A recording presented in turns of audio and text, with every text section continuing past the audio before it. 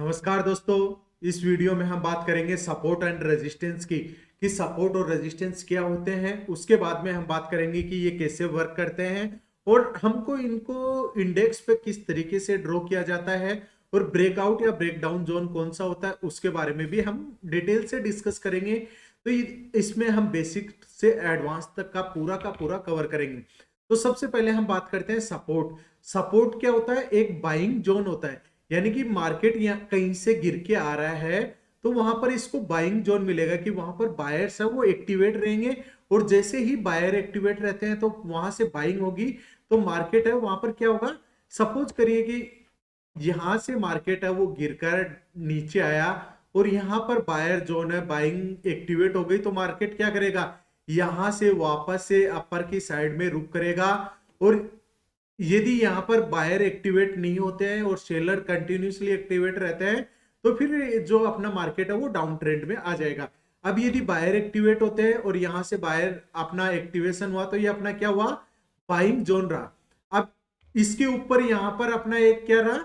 Selling zone है। यहाँ पर अपना सेलिंग जोन आप मान के चलिए। अब सेलिंग जोन क्या होता है?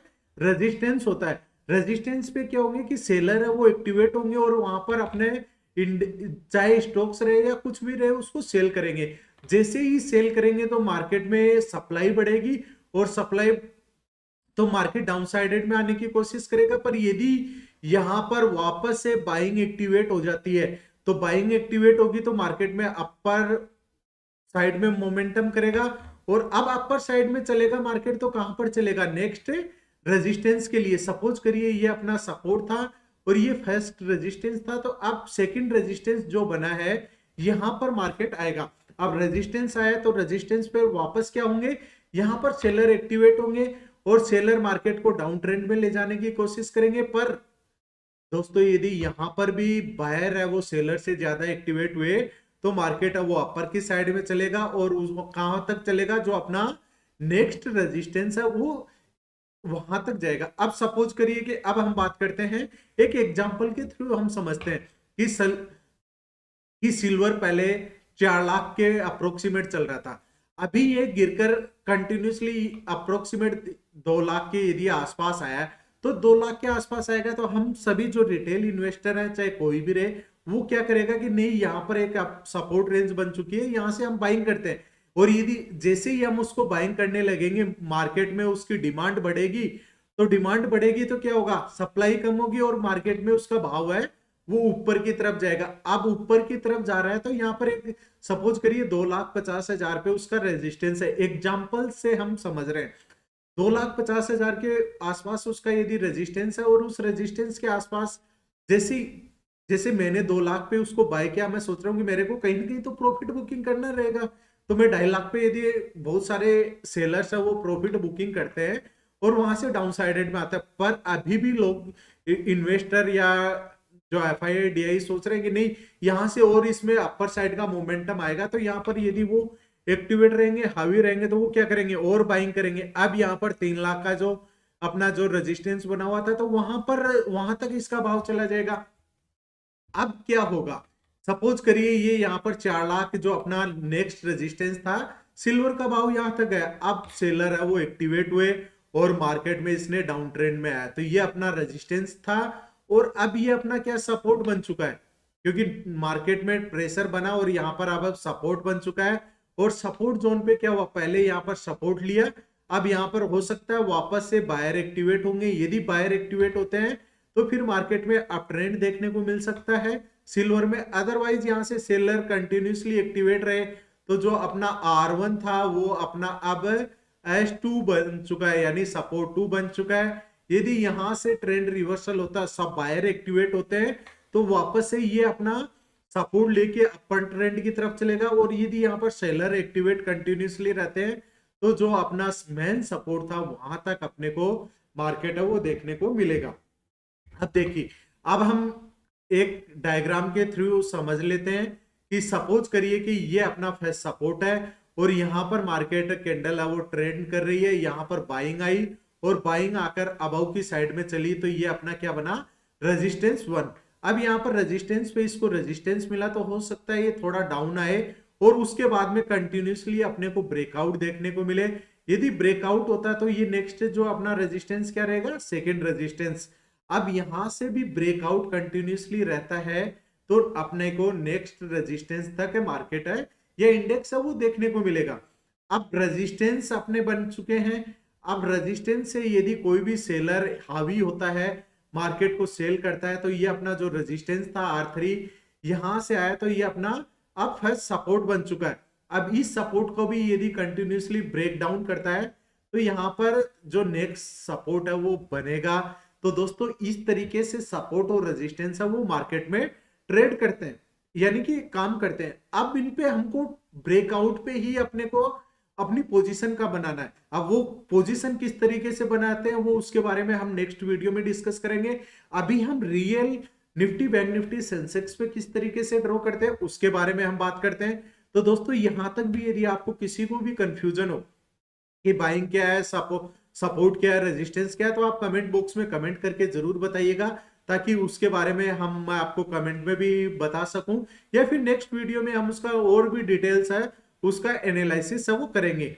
अब हम बात करते हैं कि सेंसेक्स, निफ्टी, बैंक निफ्टी और सेंसेक्स में किस तरीके से सपोर्ट और रेजिस्टेंस है वो ड्रॉ किया जाता है। तो सबसे पहले दोस्तों हमें क्या करना है, कैंडल स्टिक्स के चार्ट पे चलना है। अब यहाँ पर चार्ट पे क्या देखना है कि हमें बाइंग लेवल कौन सा दिख रहा है, जहां पर बाइंग जोन बनता है।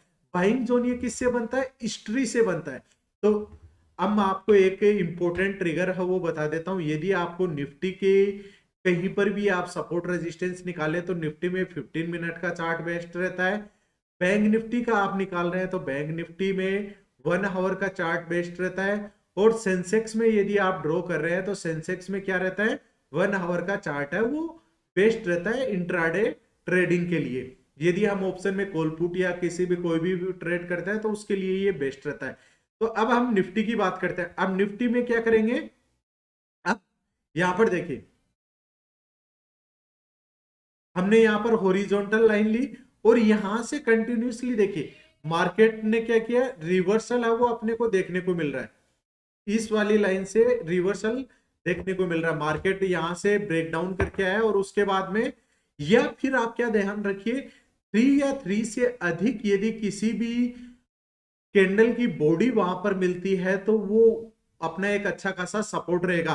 तो अभी आप इतना कॉम्प्लिकेटेड मत मानिए। अब इसी को हम मानते हैं कि जहां से अपने को ट्रेंड रिवर्सल देखने को मिल रहा है वहीं पर आप अपनी लाइन है वो ड्रॉ कर दीजिए।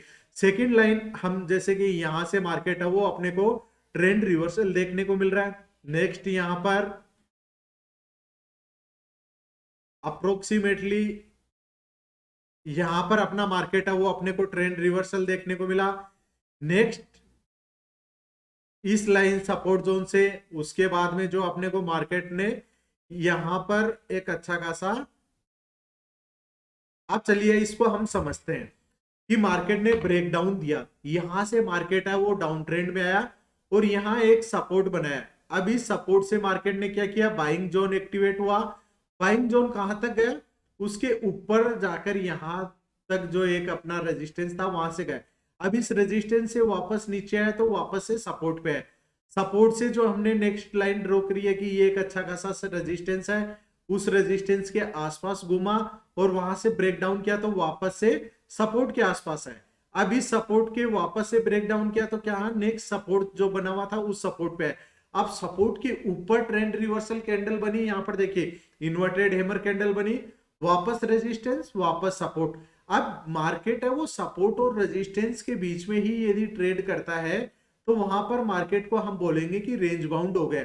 अब इस रेंज बाउंड से ऊपर यदि यहां से ब्रेकआउट दिया तो अब अपने को आज क्या हुआ, आज देखिए निफ्टी ने यहां पर अपने एक रेंज बना रखी है तो पूरा का टाइम अभी तक यहाँ इसी लेवल पे स्पेंड कर रहा है। अब यहाँ पर ये जो नेक्स्ट रेजिस्टेंस बना है इसके ऊपर मार्केट चलता है तो फिर वहां पर क्या आएंगे, बाइंग जोन अपना बन जाएगा और इसके नीचे ब्रेक डाउन कर जाता है। 25,524 से एक अच्छा खासा सपोर्ट बन चुका है, इसके नीचे एक कैंडल बनती है तो फिर मार्केट है वो डाउन ट्रेंड में चलने लग जाएगा।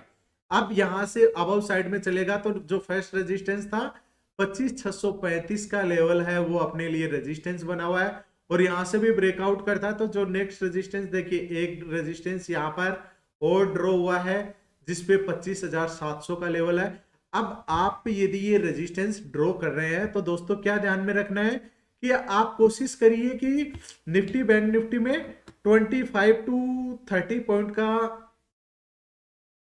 25 टू 30 पॉइंट का करिए ताकि आपको उसका ज्यादा से ज्यादा मोमेंटम है वो देखने को मिले।